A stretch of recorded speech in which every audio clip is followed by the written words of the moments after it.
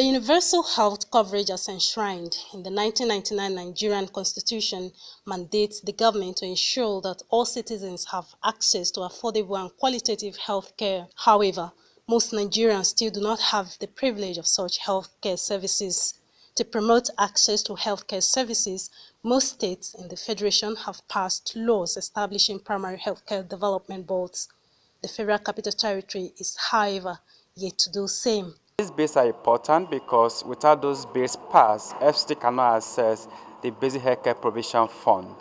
And that fund, if the money is available, will make available for FCT over ₦1 billion. So this is the beginning of a process where... Since 2015, we have been in the process trying to get this law enacted. And we are very glad that now, more than ever before, there is so much consensus, so much efforts, and then agreement between all the stakeholders to ensure that we have a law that will back the implementation of primary health care and then position FCT in a way that it can access all the benefits attributable to all the states of the Federation so that primary health care is better funded, better organized, better coordinated, better monitored, better evaluated. And at the end of the day, the residents of FCT are better off for it so that they have better health care. Where they have access to health care, many of them still pay more than 10% of their earning, and they describe this as catastrophic expenditure.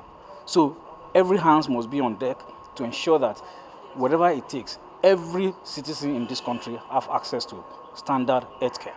And that's the essence of this FCT health insurance bill. So we are appealing to every stakeholder to put hand on deck to see that this bill is passed, especially our members and members across Nigerians that are in the House of Rep and Senate. Speakers at the stakeholders' dialogue on FCT Primary Healthcare Board and FCT Health Insurance bills pledged support to ensure the bills are given speedy hearing for passage at the National Assembly. It's indeed very, very relevant, especially as it has to do with these all-important bills. And the single Senator Philip Aduda, like we all know, has been sponsoring similar executive bills.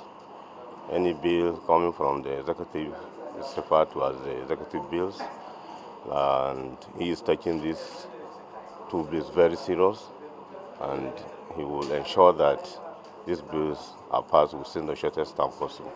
This is a kind of bill that we're interested in the National Assembly because the bill on health is wet.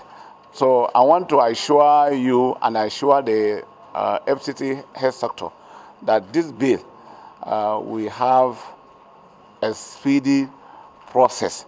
This bill will have attention in the National Assembly.